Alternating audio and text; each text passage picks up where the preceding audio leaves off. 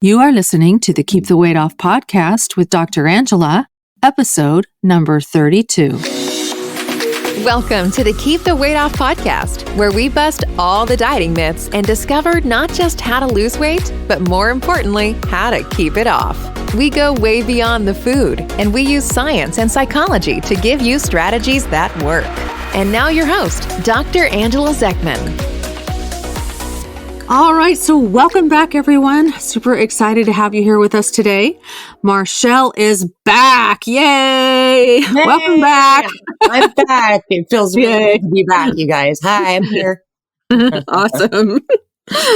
So, I was thinking about September and going back to school, and do you remember how much fun it was as a kid when you'd get all your school supplies at the beginning of the school year and you get back into that back to school routine? Do you remember that, Marshall? Yeah, I love school clothes shopping. That was like my favorite, getting all organized, getting a new backpack. My new backpack was like my favorite thing. I liked my little pencil case. All right. And I really loved it when I was raising my own kids and buying all their stuff. I just really loved it. So anyway, those times are long gone. My kids are all grown now, but I still love September. And September is also a really good month to get started with weight loss. And I kind of mentioned it last week. We always see a big uptick in new patients this time of year. So lots of people are interested in getting back into their weight loss efforts after summer vacations. And now there's a routine with kids back in school. So I wanted to talk today about what it takes to get organized for weight loss. Because it's kind of like what it takes to get organized to go back to school, right? You got to do some prep work. And, if you don't do the prep work ahead of time, you're less likely to be successful. So last week we talked about mindset prep work. This week we're going to talk about just stuff you'll want to have on hand. Okay. So, by the way, I do want to mention that we are getting started with Journey Beyond Weight Loss again. This is the online course that I teach. It's a 12-week course and a membership, and we're going to start enrollment next week on September 13th. So if you are interested in that, just go to journeybeyondweightloss.com and you'll see where you can sign up for that. That is an awesome course. So it's so worth it. I just love Journey Beyond Weight Loss. I'm so glad that we're getting ready to start again. Yeah, it's so much fun to teach too. And what I love is seeing the light bulbs go off for people as we move through. The different modules of the course and all the different light bulbs that go off. It's just a blast. Oh, me too. Yeah. All right. Well, let's get back into let's say that you're just getting started on your weight loss journey. And you recognize that there's some things you need in order to get organized. So here is what I'm going to recommend in terms of supplies. The first thing that you need is a journal or a notebook that is dedicated to your weight loss journey. So I talked about the importance of a pen and paper in a previous podcast because it just is. It's like your most important weight loss tool.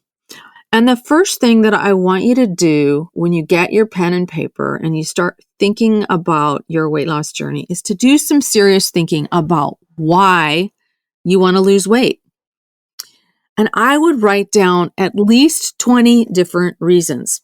So think about the profound reasons. For example, some people will say, I want to be alive to see my grandchildren graduate from high school. Or they'll say things like, I want to be able to keep up with my children as we're off hiking, those kinds of things. Those are really important reasons, but there might be some other types of reasons that would seem a little bit less grandiose, but they're actually important too. And so, for example, I want to look hot for my husband, or I want to be able to wear my size, whatever clothes again, whatever that size might be, or maybe you want to feel comfortable being in photos at Christmas. Maybe you want to be able to climb a flight of stairs without being winded. Or maybe you want to be able to get on a plane without needing a seatbelt extender. Or maybe you want to be able to get down on the floor and do stuff on the floor, clean the floor, play with kids on the floor, get down and do gardening outside, and know that you're going to be able to get up. A lot of people worry about that. Maybe you're tired of constant heartburn or joint pain, and maybe you want more energy. Maybe you want a brain that's not constantly focused on the next meal or the next sugary treat. Or maybe you want to just feel less brain fog. There's lots of reasons people want to lose weight, and it's important to write all of them down and put a date on it so that you can read your reasons when the going gets tough. Your reasons are what's going to keep you motivated. So I would put that on the first page of your journal, or 2 or 3 pages. Just like a little essay there of everything, all the reasons why you want to lose weight. That will keep you motivated. Also in your journal, it's a really good idea to have a page set up for each day so that you can plan your meals and journal about the feelings that are coming up for you.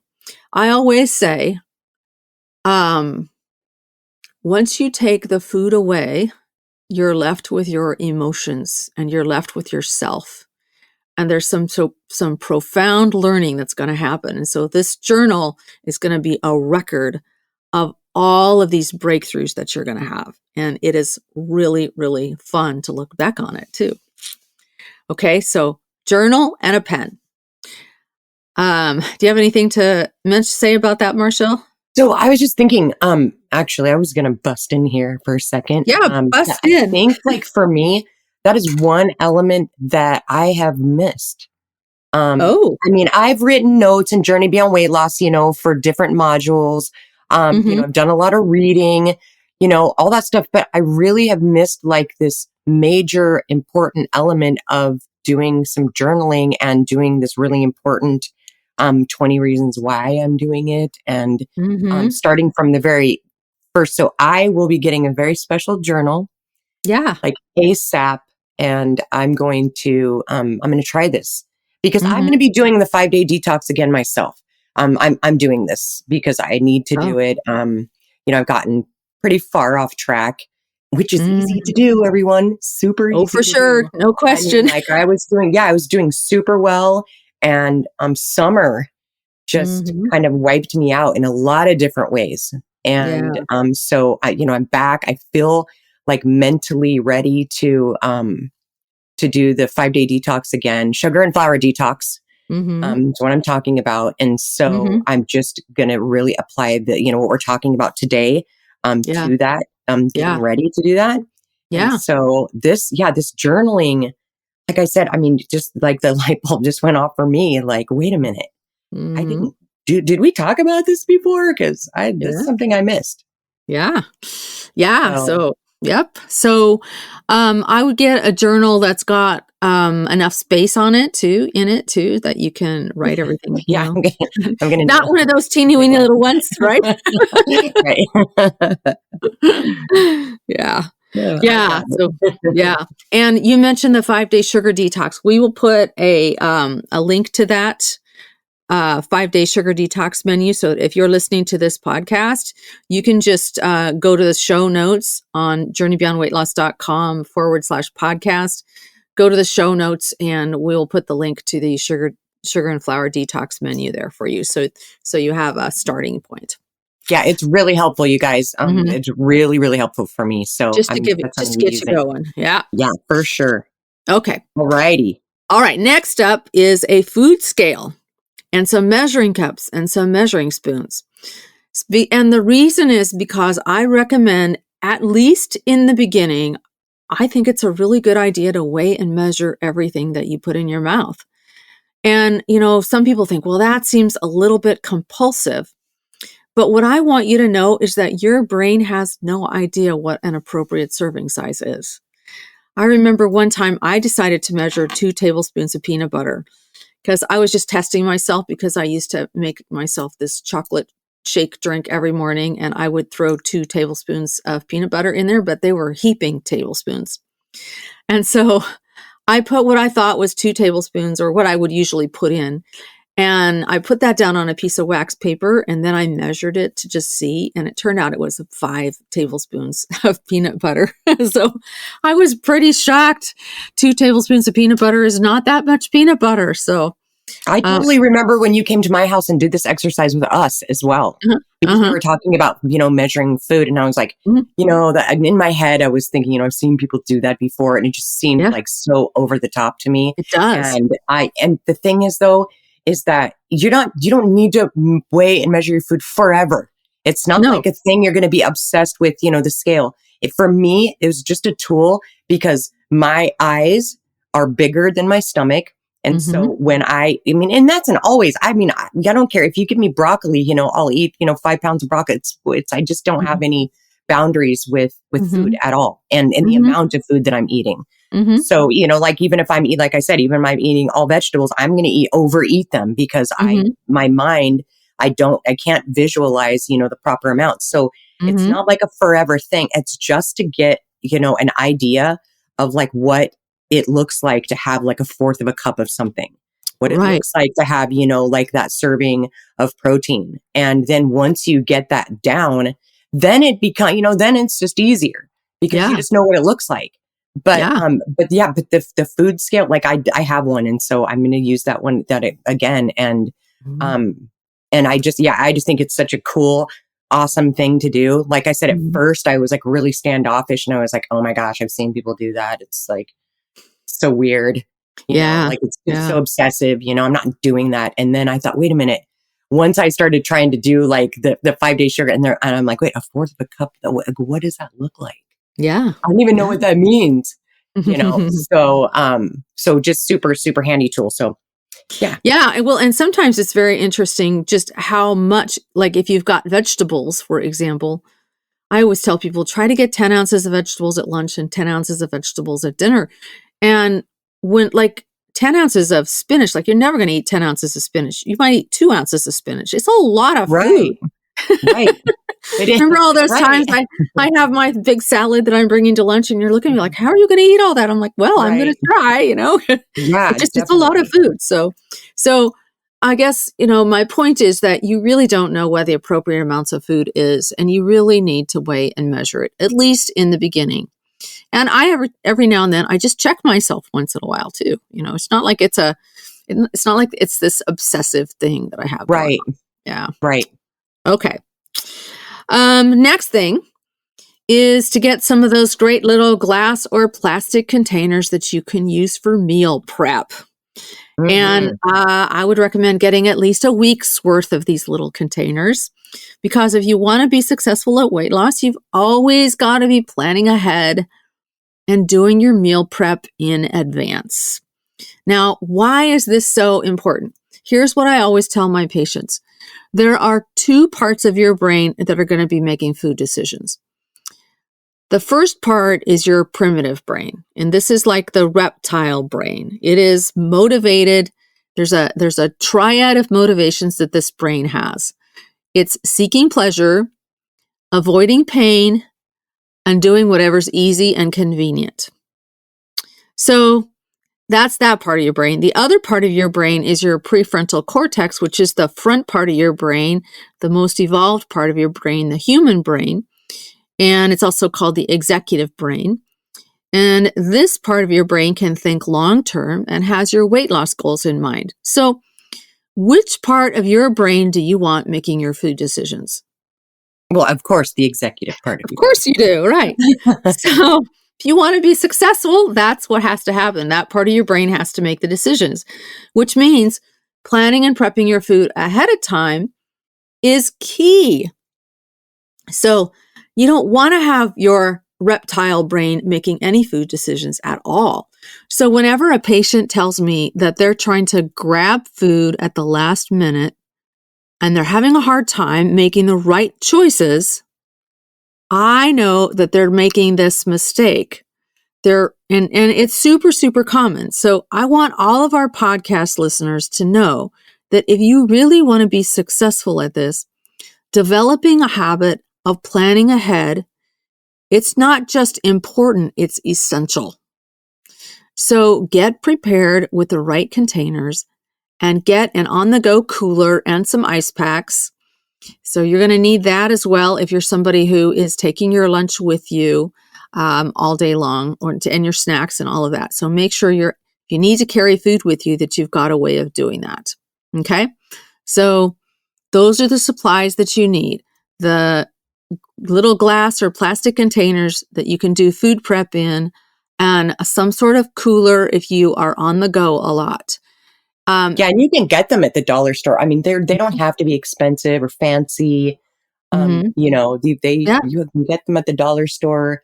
And I just remember, like you always saying, because I would get in these positions, where I was prepping and things were going really well for me. It was super easy. And then, like I had a weekend, I think, where I had a lot going on. Right. And so I kind of missed the boat on prep. Like if I don't prep breakfast, I know that is something, it's a red flag for me that something is going wrong.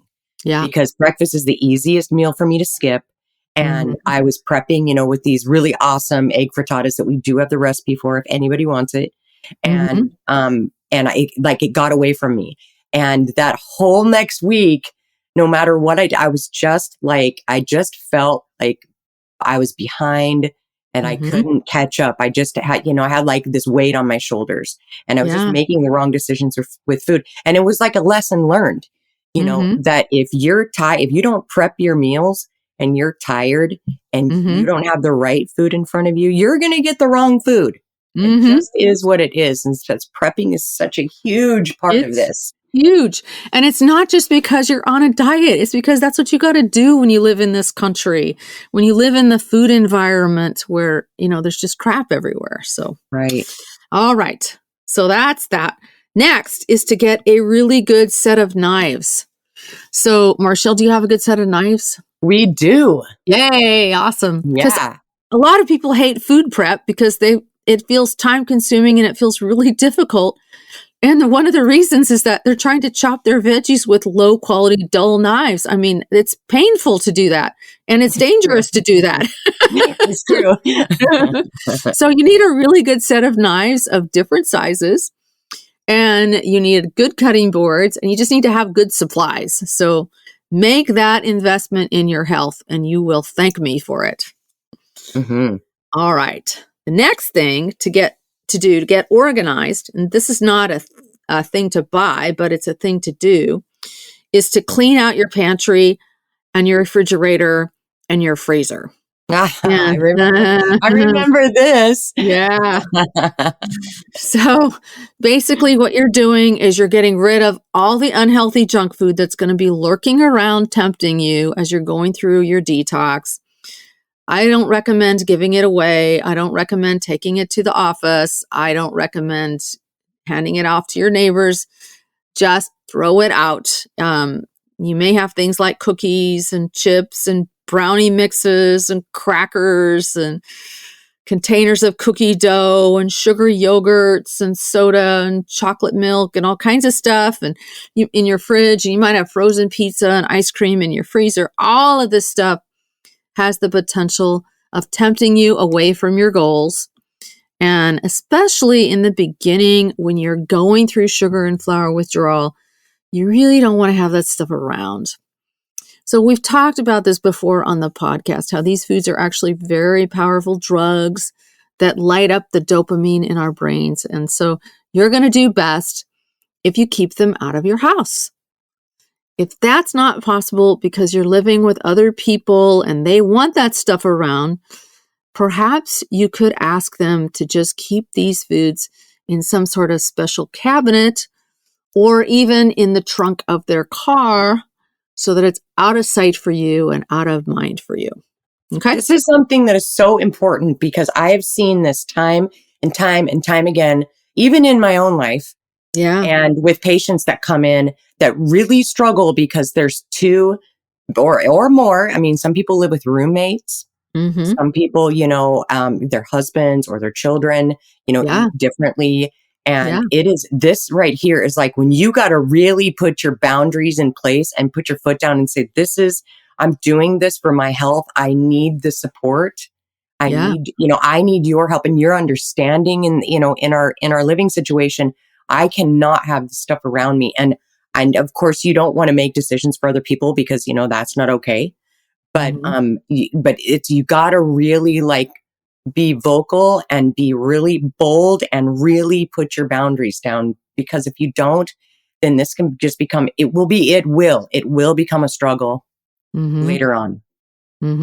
And then, relationships start to, get stressed and I've seen patients like they give in. Like, okay, fine, then I'll do pizza on Friday then with you guys because, that's because I still want to do the family tradition, Friday pizza, whatever.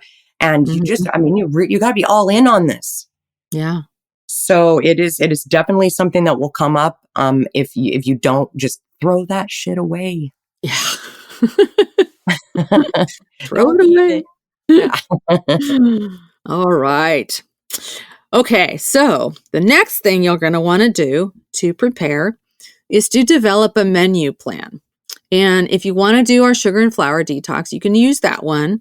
But what I recommend that you do once you're done with the sugar and flour detox menu, you want to do your own menus and you want to do it a week in advance. So you want to plan what you're going to have for breakfast, what you're going to have for lunch, what you're going to have for dinner each day. Now, the way I like to do it is to make enough dinner that I can just have leftovers for lunch the next day. That makes life really easy, Yeah. Some people don't like leftovers though, but I happen to love them. I think they actually taste better the next day. But you figure out what you're going to eat for the week, and then you make your shopping list and do your grocery shopping. Like, have a day of the week that you do that. And again, these are habits that you're going to want to develop for lifelong, not just habits that you're doing because you're wanting to lose weight. Like, this is what it takes to be a healthy person, is to plan these meals ahead of time. You go grocery shopping, you take the time, okay? Either that or you get one of those meal delivery services. And if you're going to do a meal delivery service, you got to plan on doing that for the rest of your life too, because you don't want to just do that for a short period of time. Whatever you're going to do is what you're going to be doing for the rest of your life to keep this disease under control.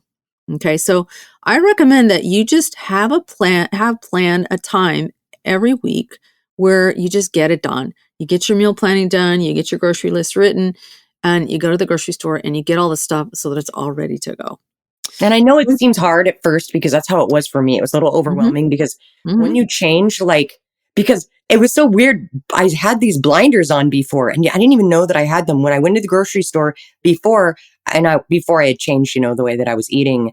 Yeah. I would only see these certain things and I didn't know that other things existed. And once I changed, I would call you in Costco and I'd say, I'm super overwhelmed. I don't know what to do. I don't know what to get. I can't find anything. And, so she would talk me off the ledge and bring me down. And we'd say, okay, just take a breath.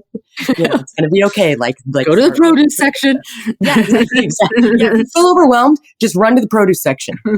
Exactly. You can't go wrong. But, exactly. But I remember, at first I would get anxiety because because I would go into the grocery store and I couldn't find the things that I wanted because I didn't see them before. But I promise you guys, it gets easier and easier and easier. The more you do it, it becomes, and I can't even say that I got to this point where it just became super easy. I mean, it was always been kind of a struggle for me because I've tried different stores and kind of bounced around. And I think that's why is I haven't really found my jam yet. So then I have heard lots of other patients just tell me it gets easier. And then pretty soon you go into like Trader Joe's, for instance, you go in there. Was I allowed to say Trader Joe's? Yes, you can. All right. So you go into Trader Joe's and once you get it down, you know exactly what you're looking for. And so, so it just gets easier and easier. It just seems overwhelming at first, but I promise it doesn't stay that way. It gets easier. For sure. No question. Yeah. So yeah, it's actually, the meal planning, the meal prep, the chopping the vegetables can actually be really quite enjoyable. I used to always tell my patients, have you ever looked in some of those home magazines and there'll be these, these pictures of the idyllic the idyllic partnership, and it's always the man and the woman are chopping vegetables together in the Right. kitchen. You know? Yeah. It's like Yeah, it actually is. I can picture like even Yeah. like 50s ads Mm-hmm. in my head, that I've seen, in Yeah. magazines, and that's exactly the situation. Yeah. It's just like once you get used to doing it, it's really enjoyable activity. So It is. It is. yeah. All right. Well, I think that's enough for now. So I'm just going to do a quick review. So the first thing you want to do is to get a journal or a notebook that's totally dedicated to your weight loss journey, and start with writing at least 20 of your reasons for wanting to lose weight, and put a date on it. And this journal is also going to hold your daily plans, as well as your writings about what's coming up for you from an emotional standpoint. If you join us in Journey Beyond Weight Loss, we're really going to help you through helping you understand your thoughts and emotions and how that's triggering behaviors for you. We're really working with you at some of these deeper levels. So make sure you join us there. The second thing you want to get is a food scale and measuring cups and spoons if you don't already have that. And plan to weigh and measure everything in the beginning, just because it's such powerful awareness. The third thing to get is glass or plastic containers for meal prep, and a cooler and ice packs for meals out of the home. Now, I forgot to mention, I recommend you do meal prep even if you're not going to be working out of the home, because you want it planned. You don't want to have to be worried about your reptile brain trying to find stuff at the last minute. So you still need, even if you don't need the cooler, you still need the plastic and glass containers. Yeah, okay. Definitely. The next thing is an excellent set of knives. Do not forget to have good knives so that your vegetable chopping is a breeze. Fifth thing to do is to clean out your pantry, your refrigerator, and your freezer, and get rid of the junk food. And by the way, it can be bags and bags and boxes of stuff. Do not feel badly. That's normal. Okay. The sixth thing is to develop a weekly menu. Make a grocery list and plan time to go grocery shopping every week. The more you plan ahead, the better you're going to do, and plan to make this a lifelong habit. If you want to get started with the 5-day sugar detox menu, follow the link in the show notes and you can get that. All right. So that is it. So there's a lot more skills that you need to learn if you want to lose weight and keep it off. This is just the beginner stuff. And I teach it all to you in Journey Beyond Weight Loss. Remember, we are going to be starting on September 21st. So head on over to journeybeyondweightloss.com if you're interested in joining us, and I will see you on the inside there. Any last minute thoughts or comments, Marshall?